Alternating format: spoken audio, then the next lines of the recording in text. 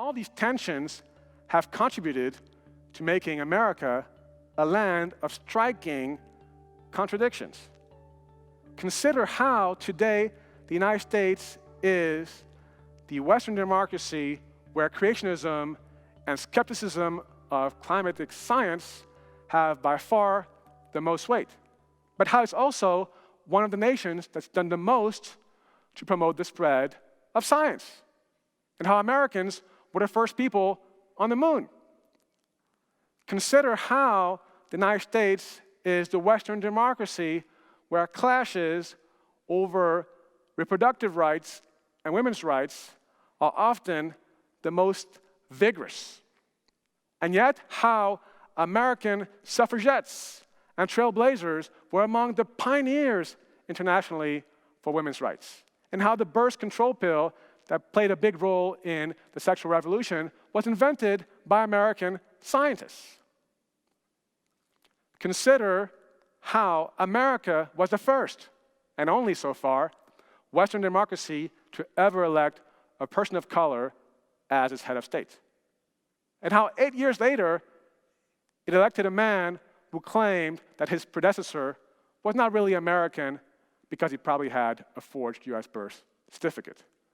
All these fascinating, intriguing, striking contradictions are also what make America an exceptional country, for better or worse.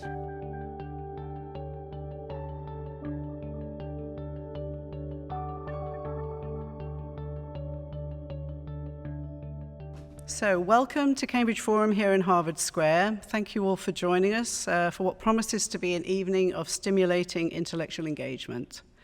I'm Mary Stack, the director of Cambridge Forum, and tonight, in what some might consider rather doleful times for the country, we are going to consider the idea of American exceptionalism with author and Stanford Law fellow Mugambi Jouet. Jouet has just published a book entitled Exceptional America, and in it he delves into the concept behind the word exceptional with its various ramifications. What has exceptionalism come to mean, both in our current climate of rhetorical newspeak and also in our country's historical parlance? Is America standing out or missing out? Raised in Paris and educated in Europe and America, Mugambi Jouet has studied and worked in several countries. He holds 3 degrees and speaks 3 languages. He's worked both as a public defender in the New York courts and also as a defender at the war crimes trial conducted at the International Court in The Hague. In addition to his defense work, his articles have appeared in Mother Jones, The New Republic, and Le Monde. In his new book, Jouet looks at why Americans are more divided than other Westerners over basic issues, including wealth inequality, healthcare, climate change, evolution, gun control, mass incarceration, and abortion. Is America becoming more polarized, he asks, and does American exceptionalism explain these social changes? In seeking to understand these recent developments, Jouet dissects the body of American thinking that has produced President Donald Trump. I'm pleased to introduce Mugambi Jouet.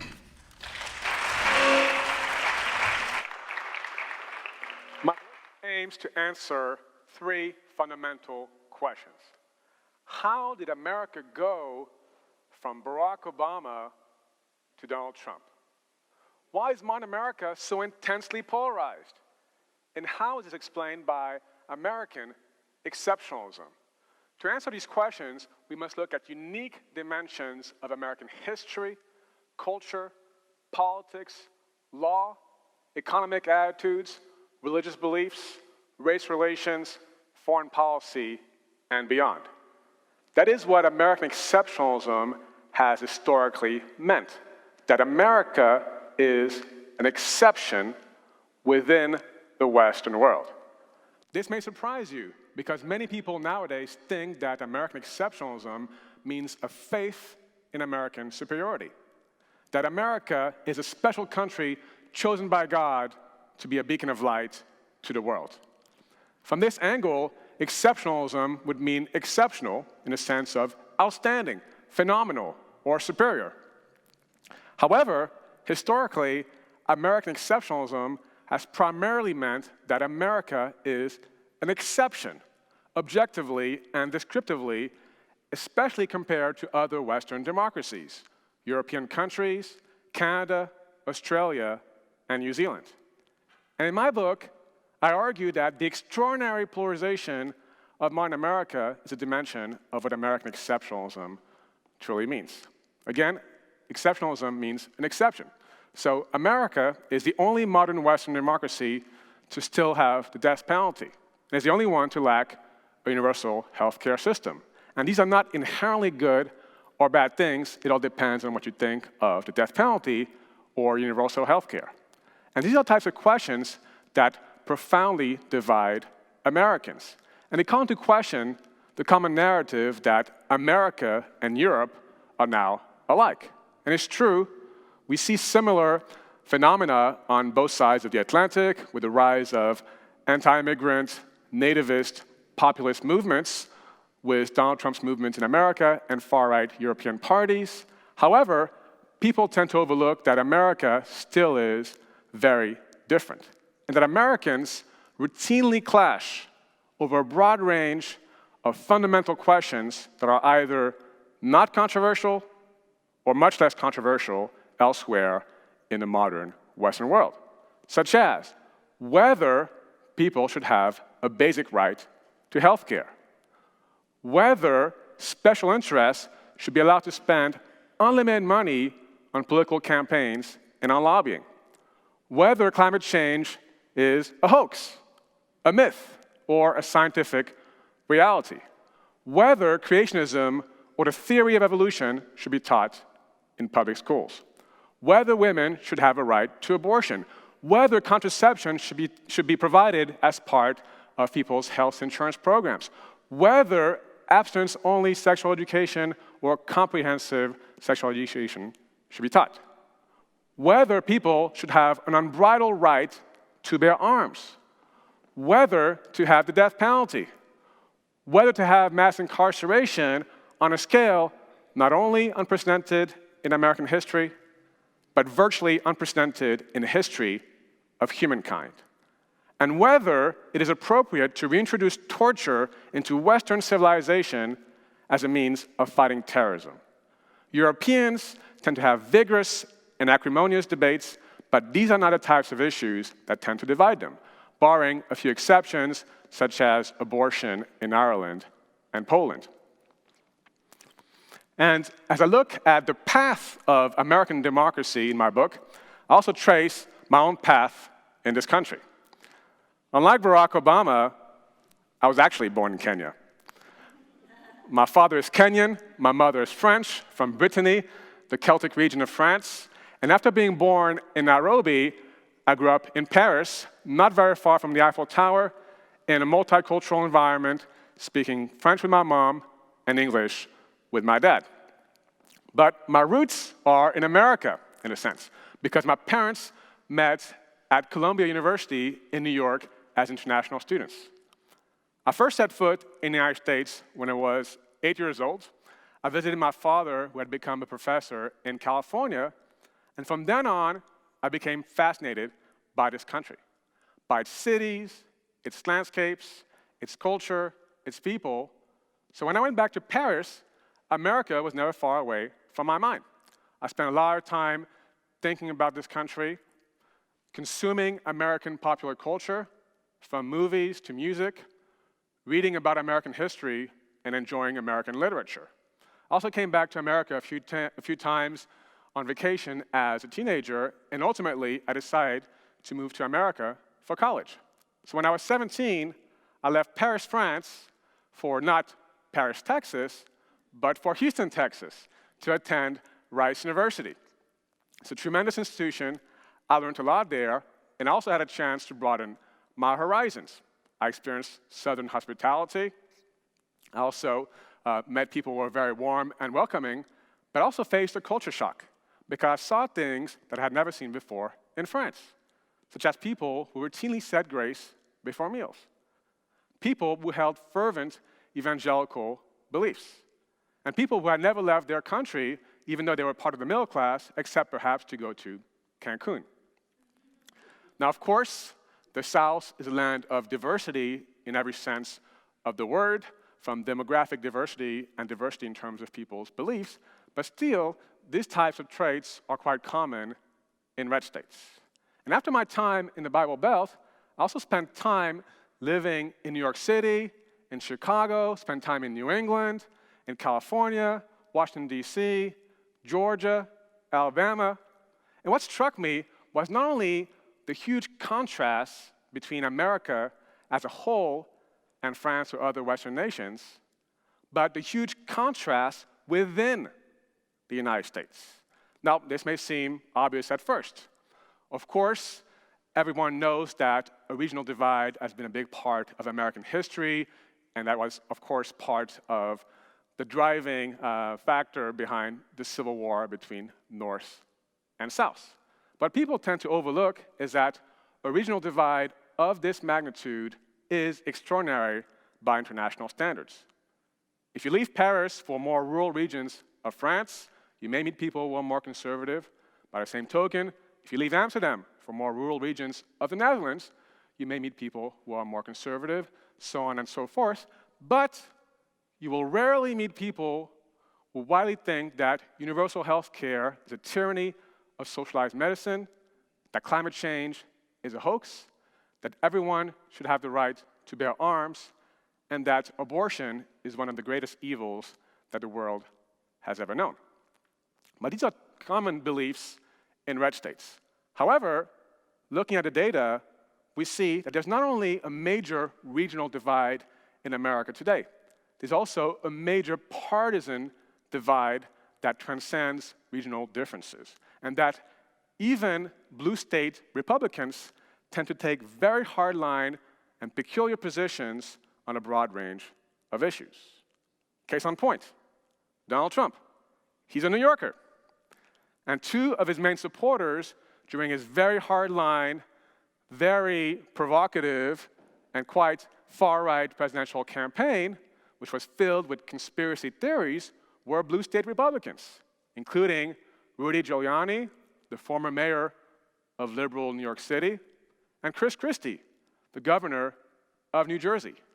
And this reflects a much broader phenomenon that started well before Donald Trump's election, namely what political scientists call asymmetric polarization, which is an empirical phenomenon indicating that over the last 30 years, the Republican Party has moved significantly more to the right than the Democratic Party has moved to the left. And that calls into question the conventional wisdom of both sidesism, that today America is polarized because both sides take just as extreme and radical positions. That is contradicted by both quantitative and qualitative evidence. In fact, as I explain in my book, today's American liberals are often closer to other Westerners than to American conservatives on a broad range of issues. That the average American liberal is likelier to agree with a French, British, German, or Canadian person on universal health care, gun control, or climate change than to agree with a fellow American conservative. And that's also reflected in striking data that I cite in my book.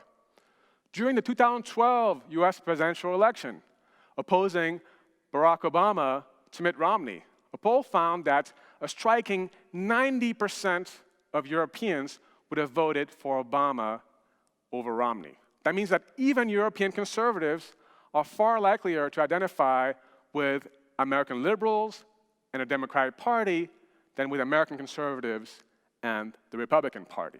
By the same token, in the 2016 US presidential election, an international poll covering approximately 3/4 of the global population found overwhelming support for Hillary Clinton over Donald Trump.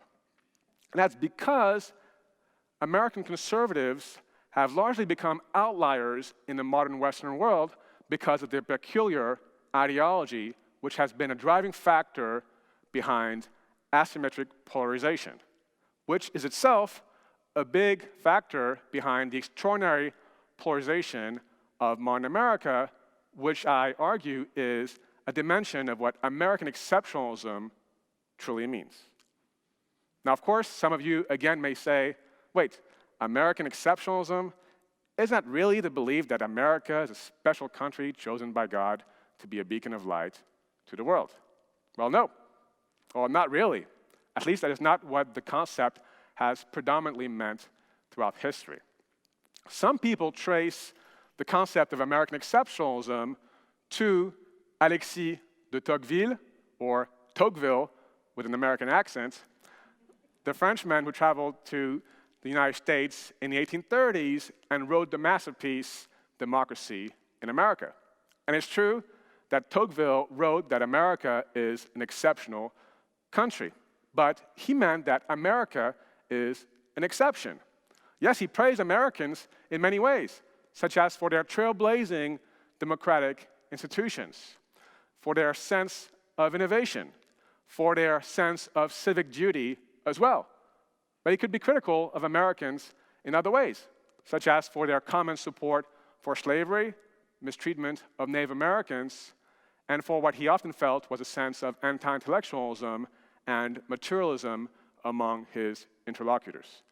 Tocqueville did not believe that America is inherently superior, and he apparently, as far as we know, never used the precise phrase American exceptionalism. Ironically, most scholars have traced the origins of this phrase to American communists. We used it in the 1920s to argue that the so-called universal laws of Marxism would have to evolve differently in America because of its distinct set of social and economic conditions. In particular, J. Lovestone, who then was the president of the American Communist Party, advanced this theory of American exceptionalism, and that did not sit well with Stalin. And when Lovestone was on a visit to Moscow, after a tense meeting, Stalin had him detained, and Lovestone barely escaped with his life. He was later expelled from the Communist Party. And after these origins to the phrase, American exceptionalism started being used primarily by academics. We studied the different ways in which America is an exception within the Western world, such as historians, political scientists, and legal scholars. And it was not before the Obama presidency that the phrase American exceptionalism became to be widely used in the US political debate. Now, some of you may say, wait, isn't the idea that America is inherently superior a much older idea? Think about John Winthrop, The City Upon a Hill. And yes, it's true that ever since Europeans came to North America, many were convinced that they had found a new world, that they could mold into a perfect society, and that Native Americans did not have a right to their land. Some founding fathers also believed that Providence was on their side as they founded the great American democracy that we have today. And in the 19th century, there was the emergence of another phrase called manifest destiny in 1845, which referred to the fact that America had a God-given right to expand westward and take over land from Mexico and Native Americans, and also to thwart the claims of European powers to North American land. But these ideas were not called by the precise phrase American exceptionalism. And according to data, the phrase American exceptionalism was not widely used in the US political debate before Obama entered the White House. And we see that references to American exceptionalism skyrocketed around the time Obama was elected. And I explain in my book that this is because leaders of the Republican establishment started routinely accusing Obama of not believing in American exceptionalism, of betraying the heritage of the Founding Fathers, and of trying to transform America into Europe, or at best, Canada with his un-American and socialist agenda. I provide quotations from key Republican leaders such as John Boehner, Jeb Bush, and Mitt Romney, defining American exceptionalism as a faith in American superiority and accusing Obama of not believing that America is exceptional. And Obama and other Democrats responded by trying to co-opt the phrase and saying that, yes, they do believe in American exceptionalism. And as some politicians, especially leaders of the Republican establishment, started emphasizing the phrase American exceptionalism, which also made its way for the first time into the GOP's official platform, some people went further in not only accusing Obama of lacking American values, but also of lacking an American identity. There was a spread of conspiracy theories alleging that Obama is not really American because he has a forged US birth certificate, that he was secretly born in Kenya. There also were conspiracy theories that Obama is a covert Muslim with jihadi sympathies. Among the main proponents of these conspiracy theories were Donald Trump. And the birther conspiracy theory seemed to fit with the political strategy that Donald Trump adopted in his subsequent presidential campaign, targeting undocumented immigrants. Because if you think about it, if Obama were to have a forged US birth certificate, this would mean that Obama himself is an undocumented immigrant. Because you're not documented if you have forged papers. So that would make Obama himself part of the vilified group of undocumented immigrants that became part of Donald Trump's presidential campaign. And as there was much talk about American exceptionalism in those times, and also about the extraordinary polarization of American society, people did not connect the two together. But I do so in my book, explaining that the extraordinary polarization of American society is a dimension of what American exceptionalism has historically meant. So in the first part of my talk, I explained the origins of the phrase American exceptionalism and how the intense polarization of America is a dimension of what it's historically meant, namely that America is an exception, especially within the Western world. In the second part, I want to focus on the root causes of what political scientists have called asymmetric polarization, which is, again, an empirical phenomenon indicating that over the last 30 years or so, the Republican Party has moved significantly more to the right than the Democratic Party has moved to the left. In particular, in my book, Exceptional America, I identify 4 factors as part of a nexus of polarization. The first is profound anti-intellectualism. Second is fervent Christian fundamentalism. The third is a visceral suspicion of government. And the fourth is racial resentment. Combined together, they contribute to forging an anti-rational, hardline ideology that is very hostile to compromise. The first factor in this nexus is the extraordinary weight of anti-intellectualism in parts of American society. Anti-intellectualism can range from simple indifference towards education or intellectual curiosity to a downright hostility against the learned. But more generally, it refers to a general skepticism of knowledge, especially the sense that common sense is just good enough, and people don't really need to be too educated to understand the world or to make money. This mindset did not begin with modern-day politicians like Donald Trump, Sarah Palin, or George W. Bush, who have an unmistakably anti-intellectual style. In fact, This aspect of polarization is largely traceable to admirable dimensions of American exceptionalism and American history, including from the very beginning. It's important to understand that America was the first Western democracy to emerge from the Enlightenment. The American Revolution of 1776 preceded the French Revolution of 1789. And with the birth of American democracy came an egalitarian spirit. Now, of course, there were glaring contradictions, ranging from the cruelties of African slavery to the persecution of Native Americans to the disenfranchisement of women in a firmly patriarchal society, but it was an egalitarian spirit nonetheless.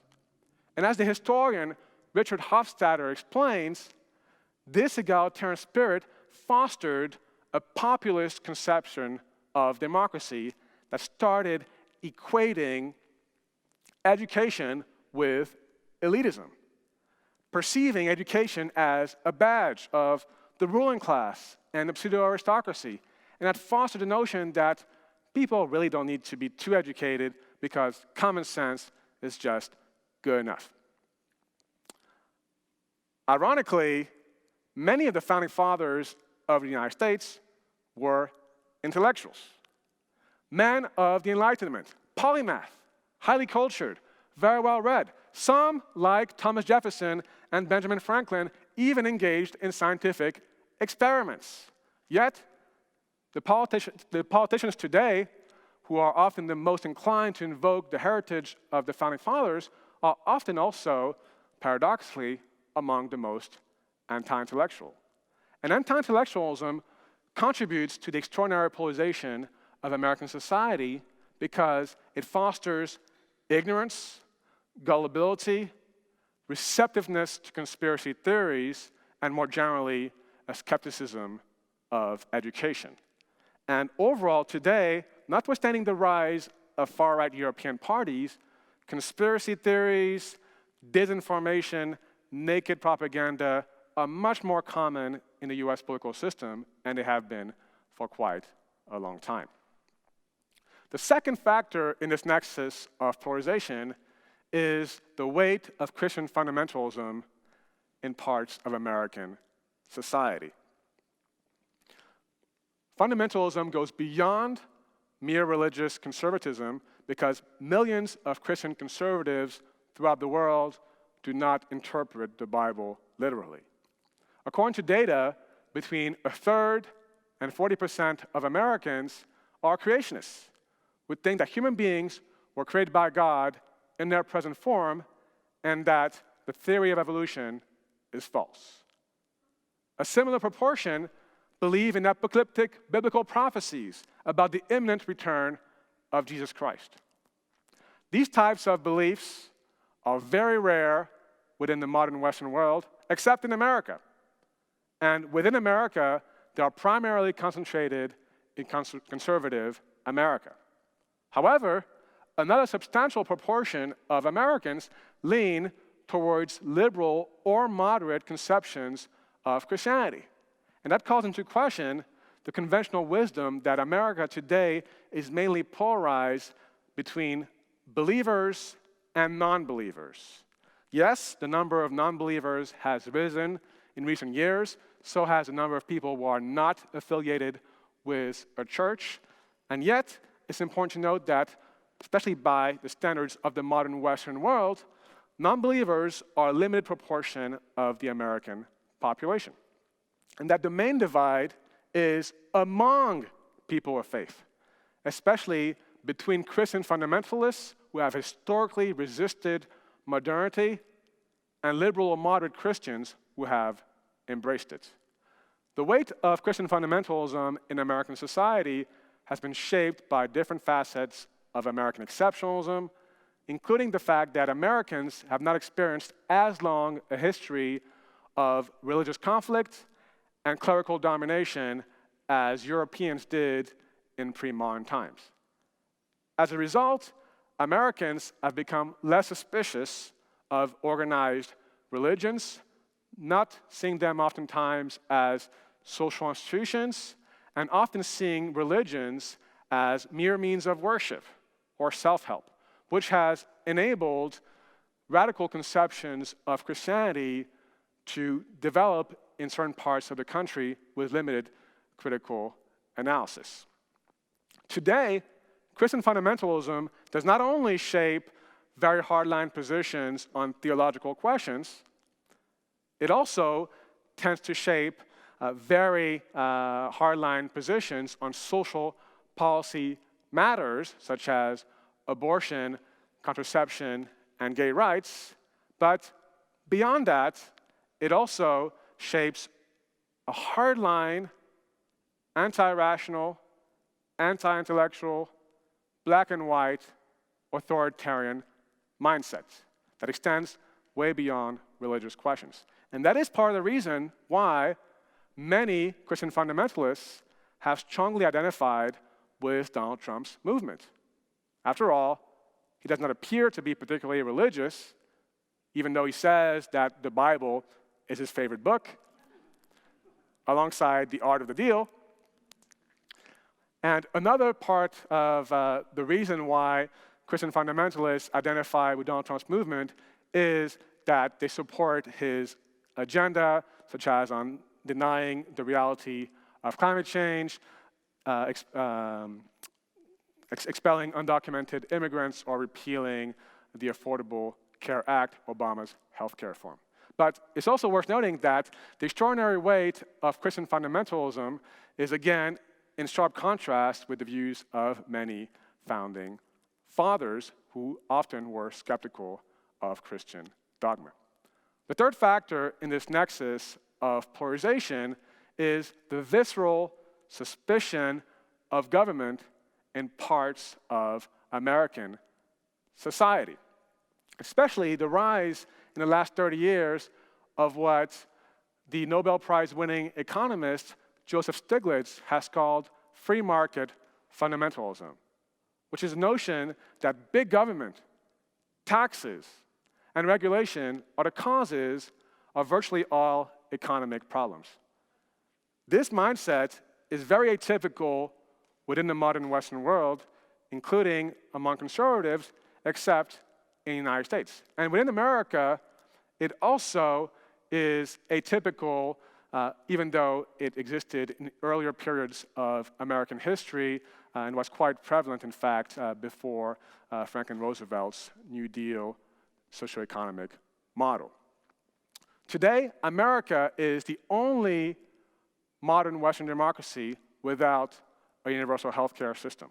And universal healthcare is also accepted in other parts of the developed world, such as Japan, South Korea, and Taiwan. And in these other developed nations, it tends to be accepted by both liberals and conservatives.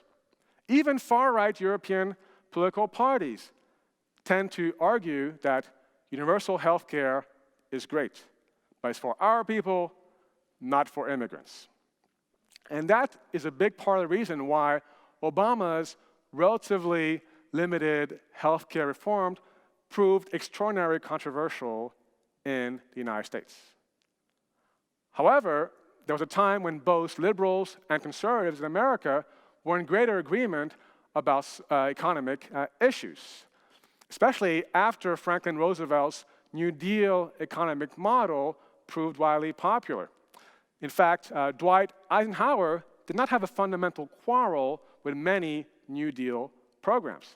And it's also worth noting that the top income tax rate under Eisenhower was approximately 90%, whereas under Obama, during his first term, it was approximately 35%, and that rose to 39% during his second term, even though Obama was accused of raising income taxes to all-time highs. And that is where this aspect of the nexus connects to another one, which is the weight of anti-intellectualism and conspiracy mongering.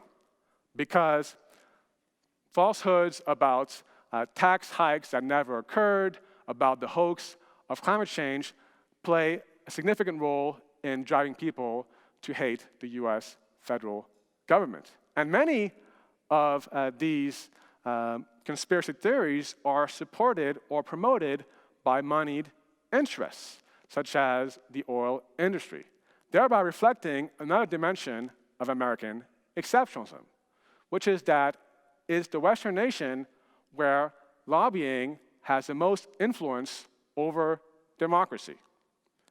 And that's contributed to making America the Western nation with by far the sharpest degree of wealth inequality. But this is also a historic reversal, because there was an age when America was more equal socio-economically.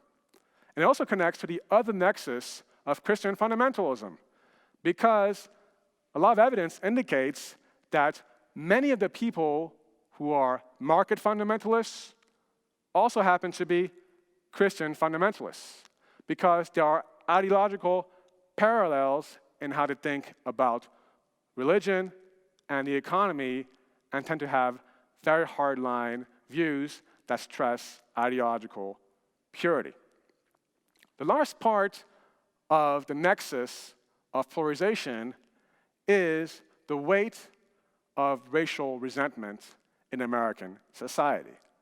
This is the part of the nexus that is closest to what we see in Europe with the rise of far-right political parties that have a very nativist, anti-immigrant agenda. However, it's also worth noting that America still is very different in this area due to yet another dimension of American exceptionalism, which is that America has historically been the Western democracy with by far the highest proportion of racial and ethnic minorities. Today, there are approximately 38%. That is much more than in Western European nations. And it's always been that way. And therefore, racial divisions have played a much bigger role in shaping American history and institutions. Think of the US Civil War, the US Civil Rights Movement, the clashes over the status and the rights of African Americans that played such a big role in American history. Now, sure, European nations had slavery and they had colonies, but these were largely in remote continents, in the Americas, Africa, Asia, and beyond. And there were few people of color in European nations until the rise of immigration from former colonies in the post-World War II era. As a result, European institutions like universal health care were created long before the current immigration crisis. And Europeans started to think of programs like universal health care not as something primarily for minorities or for immigrants, but as something for them, for the average person. Whereas in America, many of the people who vote against their self-economic interest are very hostile to universal health care or public assistance programs as a whole, because they tend to think that these are primarily handouts for Black people, for Latinos, for undocumented immigrants, rather than something for them. And this is where that connects as well to another factor in the nexus, the weight of anti-intellectualism and conspiracy mongering. Because many of people's views about these matters are shaped by propaganda, such as the notion that Obamacare is primarily a handout for Black people on welfare, which is what many of the law's opponents claimed or insinuated, such as Rush Limbaugh, who claimed that Obamacare is reparations for slavery. These types of racial divisions have played a much less significant role in the history of Western European nations, especially in the last 50 years. So there you have it, the four factors in the nexus of polarization: profound anti-intellectualism, fervent Christian fundamentalism, a visceral suspicion of government, and racial resentment.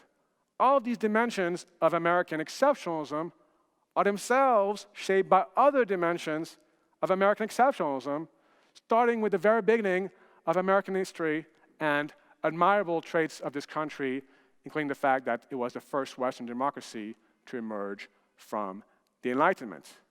These factors seem to have old roots, even as they take on new forms. And much of this appears to be cyclical.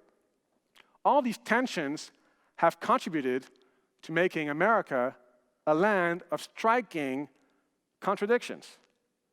Consider how today the United States is the Western democracy where creationism and skepticism of climatic science have by far the most weight, but how it's also one of the nations that's done the most to promote the spread of science, and how Americans were the first people on the moon.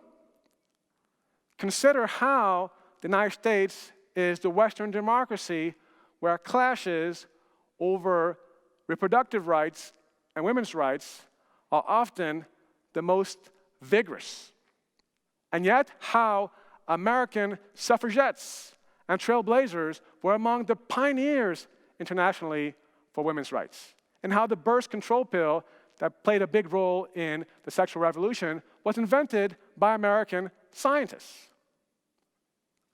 Consider how America was the first, and only so far, Western democracy to ever elect a person of color as its head of state. And how 8 years later, it elected a man who claimed that his predecessor was not really American because he probably had a forged US birth certificate. All these fascinating, intriguing, striking contradictions are also what make America an exceptional country for better or worse. Thank you.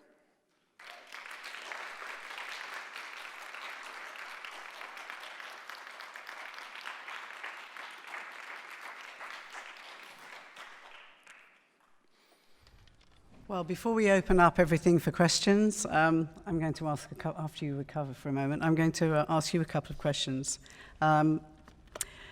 You hit upon some very interesting points, language being one, the semantics of how language can now mean whatever you want it to mean, and last week it meant this, and this week it means something else. And you've demonstrated that very well with it, exceptionalism.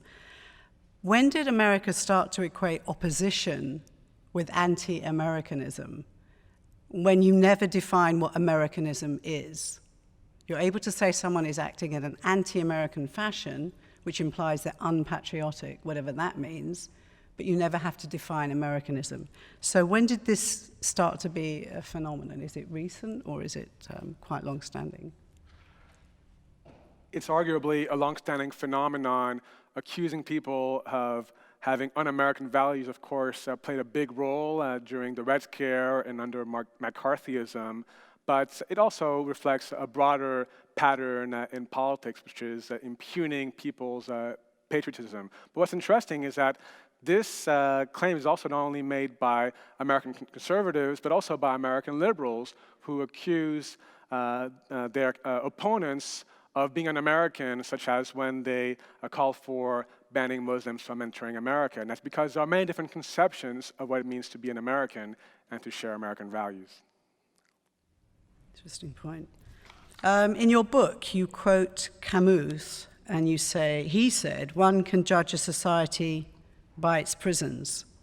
Can you elaborate on that? I actually started my book by talking about mass incarceration. It's really important to grasp that America has mass incarceration on a scale virtually unprecedented in the history of humankind, and that it's a good benchmark of the deterioration of American democracy and the social contract.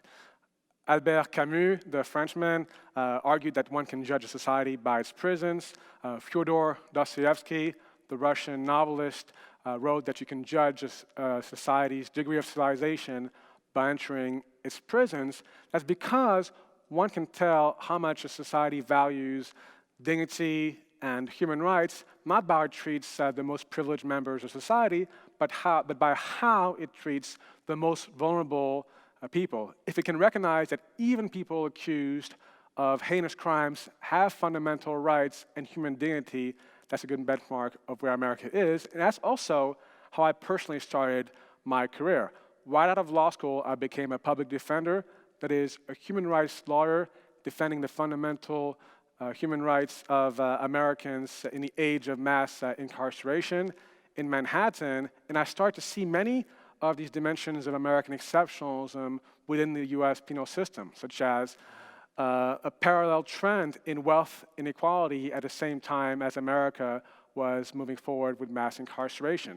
The weight of anti-intellectualism in fostering wrong-headed incarceration policies. And that's why I decided to start my book by talking about American exceptionalism is definitely reflected by the state's immense prison population.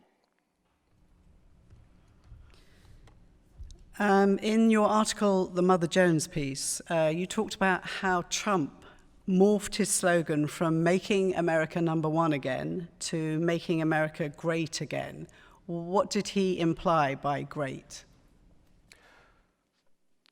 Donald Trump's slogan, "Make America Great Again," was not fundamentally new. Such slogans had been used by, say, Ronald Reagan, but it also tended to mirror what the Republican establishment had been saying for years, accusing Obama of betraying American exceptionalism and the heritage of the founding fathers. So this was essentially a rebranding of the strategy of the Republican establishment to accuse Obama of betraying American values and vowing to make America great again. But of course, as I mentioned during my presentation, Donald Trump went one step further in suggesting that Obama not only lacked American values, but also that he lacked an American identity because he supposedly lacked a valid US birth certificate, which would have made him an undocumented immigrant.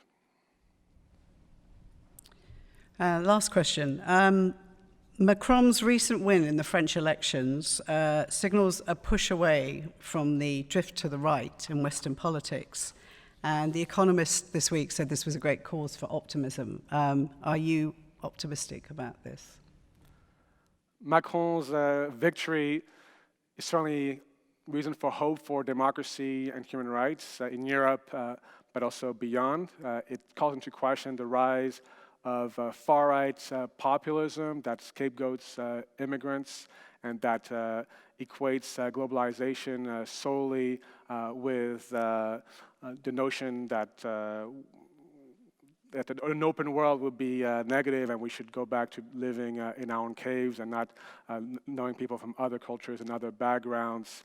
And it's also worth noting, however, because there have been a lot of parallels between the rise of the far right in Europe and in the US with Donald Trump's populist movement, that actually Macron's opponent, Marine Le Pen, in the French presidential election, had really worked towards sanitizing her discourse, towards polishing the message of her party, the National Front, and she even supported the expulsion of her father, Jean-Marie Le Pen, the founder of the party, because his rhetoric was deemed too incendiary. Whereas in the US, we see an opposite current where Donald Trump abandoned, say, dog whistle politics to a large extent, that is, coded racial messages in favor of openly calling for banning Muslims from America and openly targeting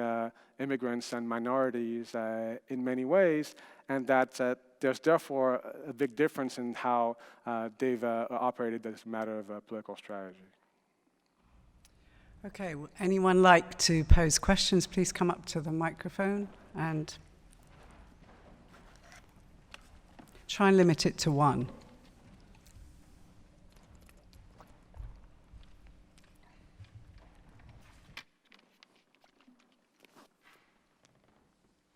Hi, thank you. There's a lot of meat in there. Let me take your incarceration. This country taught the world consumerism, give the consumer what they want. Incarceration facts are known. We know it doesn't work. I mean, it's been proved again and again. It's racially biased dropouts. Blacks and Hispanics make the core of it. So if we know it, why is it still there?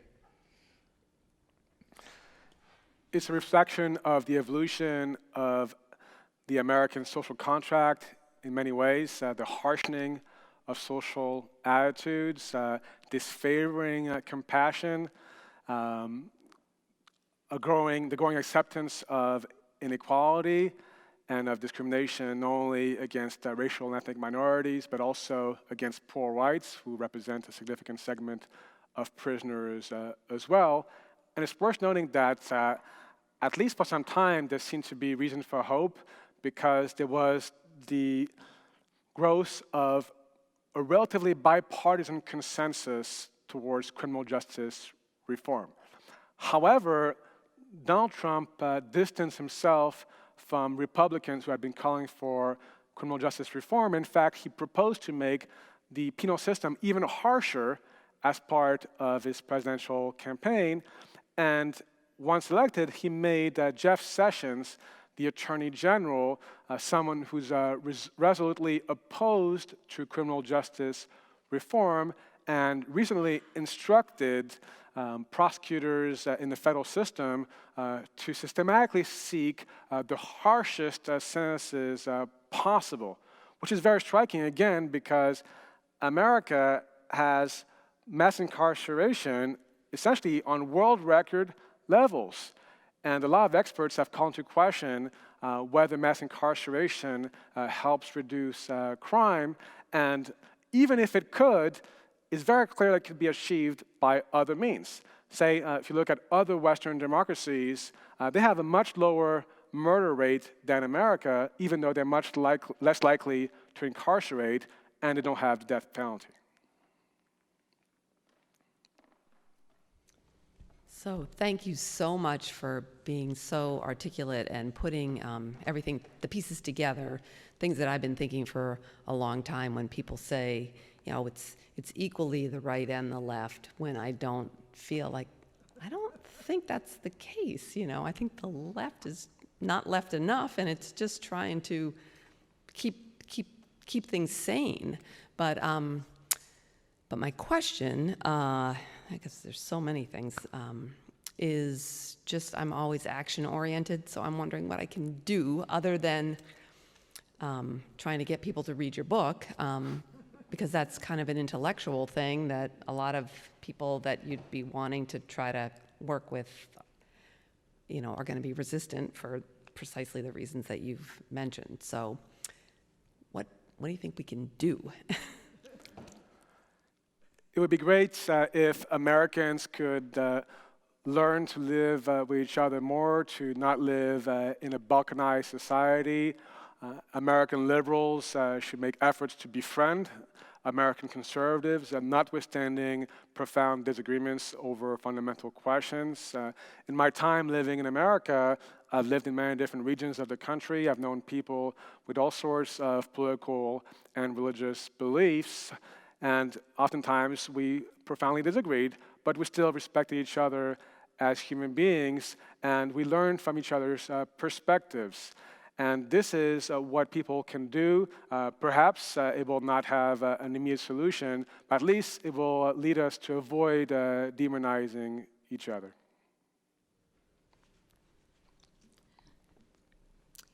Thank you for a profoundly depressing presentation.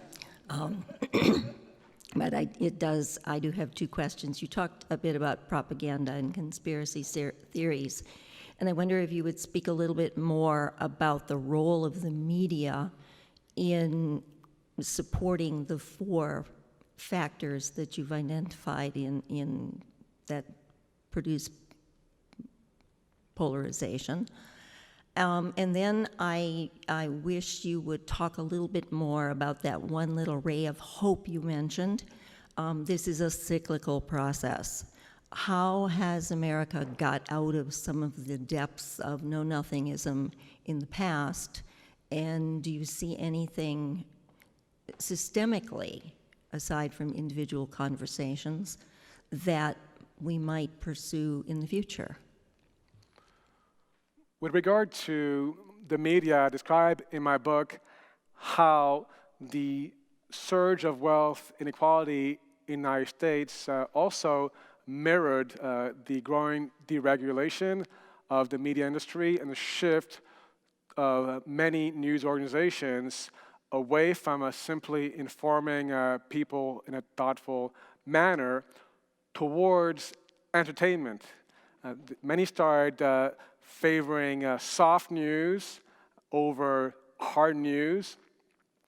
And also there was the growth of a balkanized media and hyperpartisan media such as Fox News, which has played a role in promoting disinformation in many ways. At least there are empirical studies finding that it plays a disproportionate role in this area. Now, with regard to the second part of your question about where do we go from here, the main difficulty is not only that there's a big divide over Americans' values, that there's also a factual divide. And it's very hard to have a rational debate about solutions to any given problem if people tend to be very divided about whether there's a problem at all. So, for example, if someone thinks that climate change is a hoax invented by know-it-all scientists, it's not possible to have a debate about how to resolve that issue. And even when there's agreement, say, about the need to improve the American economy, Americans are also very divided about the means of how to do so. Many Americans on the left think that the way to revive the American dream is for the government to play a more active role in promoting wealth and equality and favoring access to health care, in redistributing wealth, etc., whereas many American conservatives think the exact opposite, that the way to revive the American dream is to practically eviscerate the role of government in all aspects of the economy. And that seems, at this stage, an unbridgeable gap. However, a lot of this appears to be part of historical cycles. There were periods, as I mentioned, where a more egalitarian socioeconomic model was accepted by both liberals and conservatives, say after Franklin Roosevelt's New Deal model, and that may happen again in the future. It's also worth noting, since we talked about how Europeans sometimes perceive America, Europeans often are very critical of the excesses of American capitalism and of the magnitude of wealth inequality in America, but many of them point to Franklin Roosevelt's New Deal as a way of resolving Europe's economic problems and creating more equal economic societies. And America is often perceived as a model of what not to do and of what to do abroad. So basically you're saying we need to wait for another voice of Franklin Roosevelt, a Martin Luther King, somebody who will speak to everybody above and beyond those divides? Well, it's hard to make predictions, especially about the future, as the popular saying goes, but the aim of my book is mainly to try and explain how America got there. There are certainly policies that would be in the greater good, such as abandoning mass incarceration, moving towards a universal healthcare system, more reasonable gun control, and there are many different ways of trying to get there, and we'll have to see how society evolves. Thank you. I wonder if it would be helpful to have a more have a discussion about basic values in this country. You know, I think about Reverend William Barber and his whole move toward the moral revival, and actually to being explicit about what we call progressive values. And I wonder if we don't have shared values across this huge divide, and yet different interpretations of how to get to where we want to go. And I think about in terms of climate change that, you know, there are fundamentalists who are saying, let's take care of God's creation. So I wonder if that's somehow an approach that we should pay more attention to. And I would say, as an old-time left-wing person, that I think we've been shy about espousing what our basic values are. The real question, of course, are what are people's basic values? And the basic values shared by American conservatives today are very different than those shared by American liberals. It's true that Americans should probably learn more about some of the key figures of US history, such as Franklin Roosevelt, who not only led the Allies to victory in World War II, but played a big role in the economic revival following the Great Depression, and also built a more equal society with the New Deal economic model. And perhaps learning more about these figures can provide a more nuanced perspective about what the government could do in terms of reducing wealth inequality, for example.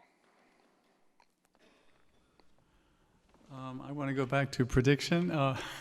I have been consoling myself in this mess by saying to myself, well, when everybody my age is dead, it will be much better. The young people have a different slant, and technology is going to change dramatically. So if we could just bumble through 20 years, it should change enough to make everything better. How do you respond to that? There are different scenarios about how America could evolve in the future. One possibility is that Donald Trump's rhetoric and political style may become normalized. We see, for example, that he has an 84% approval rating among Republicans, according to Gallup, and that suggests that his rhetoric, his agenda are not seen as abnormal among these supporters. It could also be that there'll be a backlash within conservative America, just like there's been a backlash among American liberals. And there may also be a generational shift, as you mentioned. So today, younger Americans, for example, tend to be more tolerant about gay rights. So that would, for example, call into question the success of a political strategy that would stigmatize or target gay people in the future. And the country is also growing more diverse in racial and ethnic sense, and this also may pose problems for political strategy that is very nativistic in its approach. But that also may be part of the issue, and that may be why Donald Trump has been able to galvanize many supporters. And there's a striking study that I cite in my book, which indicates that most white Americans today think that there's more racism against whites than against blacks. And it goes without saying that Mr. Trump seems to tap into this fear quite well. In terms of my own conspiracy theories, my field is in education, and we see really the deplorable state of so many of our inner city schools, and even the costs of public university education is getting to the degree that students, in my opinion, are being punished with student loans and other obligations to improve their lives. Do you believe in terms of, again, the drive against intellectualism, but also in terms of control of the public to make these obstacles even tougher as the future continues this way, that makes the American public to be more in the position to believe versus to think, and think of the broader picture about the future of the nation and our role in it? And is this a conspiracy theory that you agree with or not? In general, I don't believe in conspiracy theories. Carl Sagan, the great American astronomer, said that extraordinary claims require extraordinary evidence. With regard to education, the issue is also that there's a big divide about how to build a great educational system in the United States. So there's definitely a drive among conservatives to undermine public education and to foster private education with vouchers, for example. And that seems to fit rather within their own perspective and their own ideology of limited government, skepticism of public services in general. So it doesn't have to be a conspiracy. They are quite upfront about their belief that the government undermines the economy and that the private sector can and does better in all areas, from healthcare to education. And that is arguably part of the issue that you described.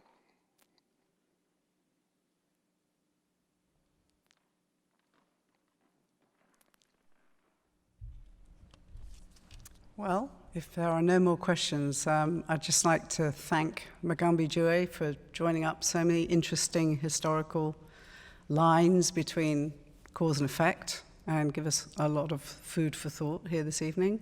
And I'd like to thank you for coming all the way from Stanford to take part in the forum. Thank you very much.